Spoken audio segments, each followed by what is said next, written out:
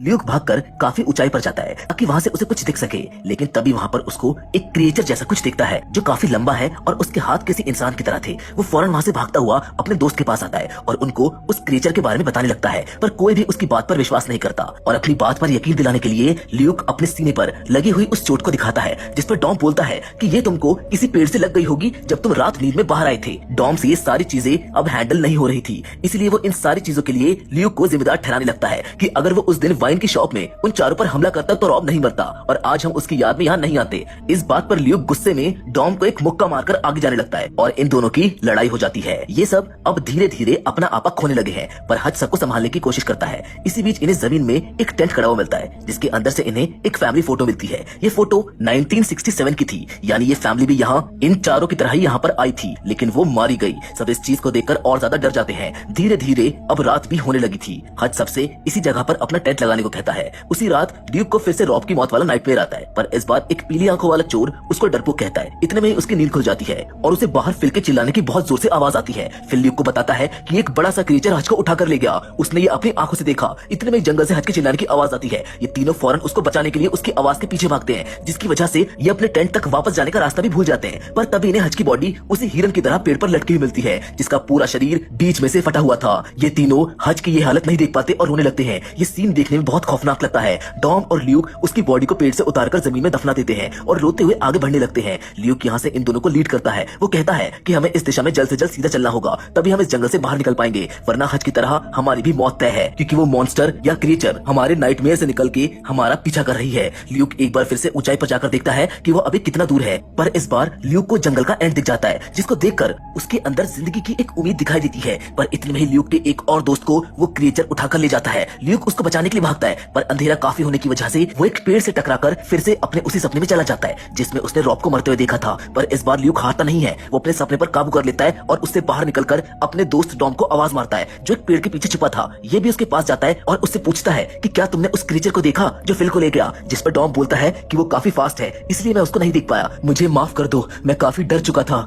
इसीलिए फिल को बचाने नहीं गया। वो क्रिएचर अभी भी यही था, लेकिन उसके बाद भी ये दोनों हिम्मत करके आगे की ओर भागते हैं, जहाँ आगे पेड़ पर इन्हें अपने दोस्त फिल की बॉडी भी हज की तरह ही लटकी और फटी हुई मिलती है। ये दोनों जैसे तैसे अपने आप को संभालते हैं और फिर आगे की ओर भागने लगते हैं और वहाँ मौजूद एक केबिन में पहुंच जाते हैं, जिसके रास्ते पर चारों तरफ आग जली हुई होती है। उस केबिन में देखते हैं कि एक ओल्ड लेडी किसी गॉड की पूजा कर रही है। इतने में ही कोई इनके सर पर मारकर इनको बेहोश कर देता है और जब इन दोनों की आंखें खुलती हैं तो ये अपने आप को एक रूम के अंदर बंधा हुआ पाते हैं। ल्यूक रूम से बाहर देखता है, जहाँ पर काफी सारे लोग एक क्रॉस जैसी चीज को बनाकर उसे जमीन में गाड़ देते हैं। तभी इनके पास वो ओल्ड लेडी आती है जो उस देवता की पूजा कर रही थी। वो ल्यूक के सीने पर उन उंगलियों से बने गड्ढों को देखती है और अपने सीने पर भी वैसे ही निशान दिखाती है, जिसके बाद वो डॉम को भी चेक करती है, पर उसके सीने पर ऐसा कोई निशान नहीं है, जिसकी वजह से वो ओल्ड लेडी डॉम को पीने के लिए पानी भी नहीं देती, बल्कि दो आदमी उसको ले जाते हैं और काफी मारकर वापस यहीं बांध देते हैं। ल्यूक उससे पूछता है कि तुम ठीक तो हो, जिस पर वो बताता है कि ये लोग उसकी बलि देने वाले हैं। असल में ये सब उसने अपने केबिन वाले नाइटमेयर में देखा था कि ये लोग उसकी बलि दे रहे हैं और उसकी वाइफ भी उस वक्त उसके साथ होती है। और थोड़ी देर बाद ऐसा ही होता है, ये लोग डॉम को बलि के लिए ले जाकर उस क्रॉस पर बांध देते हैं और ओल्ड स्वीडिश लैंग्वेज में मंत्र को पढ़ने लगते हैं। हम यहाँ के पेड़ों पर लोगों की लाशें लटके हुए भी देखते हैं।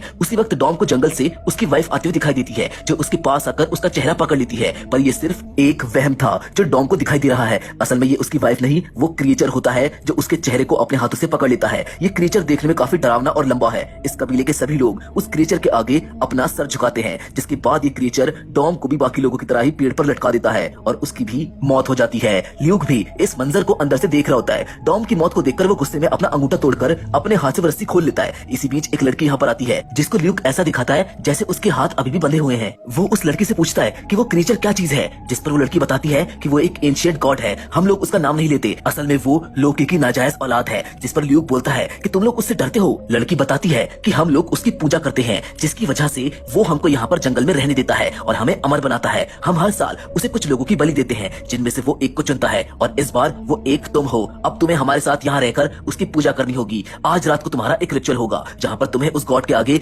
अपना सर झुकाकर उसकी पूजा करनी होगी, और अगर तुम ऐसा नहीं करोगे तो वो तुमको भी पेड़ पर मार के लटका देगा। जिस पर ल्यूक पूछता है कि उस क्रिएचर ने उसको ही क्यों चुना। वो लड़की बताती है कि उसके सभी दोस्तों में उसका दर्द सबसे ज्यादा है, वो अंदर ही अंदर किसी दर्द से जूझ रहा है। वो क्रिएचर ऐसे ही लोगों को चुनता है। उस लड़की के जाते ही ल्यूक इस रूम से भागकर कोई हथियार ढूंढने लगता है। वो गलती से इस केबिन के ऊपर वाले रूम में पहुंच जाता है, जहाँ पर काफी सारी डेड बॉडीज होती हैं। जहाँ हम देखते हैं कि ये डेड बॉडीज अभी भी जिंदा है, शायद ये उस क्रिएचर की वजह से मरने के बाद भी नहीं मरी। ल्यूक इन सभी बॉडीज में आग लगाकर नीचे आ जाता है, पर वो ओल्ड लेडी भी उसको देख लेती है। ल्यूक उसको एक मुक्का मारकर बेहोश कर देता है। वो अपने सामने आने वाले हर एक आदमी को भी गोली से मारकर इस केबिन से बाहर निकल जाता है। इसी बीच उस क्रिएचर को पता चल जाता है कि उन डेड बॉडीज में किसी ने आग लगा दी है। वो फौरन उस केबिन के पास आता है। सभी लोग उसके सामने अपना सर झुका लेते हैं, लेकिन वो लड़की गलती से उस क्रिएचर की आंखों में देख लेती है, जिसकी वजह से वो उस लड़की की आंखें बाहर निकाल देता है। ल्यूक पहली बार उस क्रिएचर को सही से देख रहा था। वो देखता है कि उस क्रिएचर के 4 पैर और 2 हाथ हैं। वो देखने में काफी डरावना है, इसलिए ल्यूक डरते हुए उस क्रिएचर को गोली मारता है, पर गोली का उस पर कोई असर नहीं होता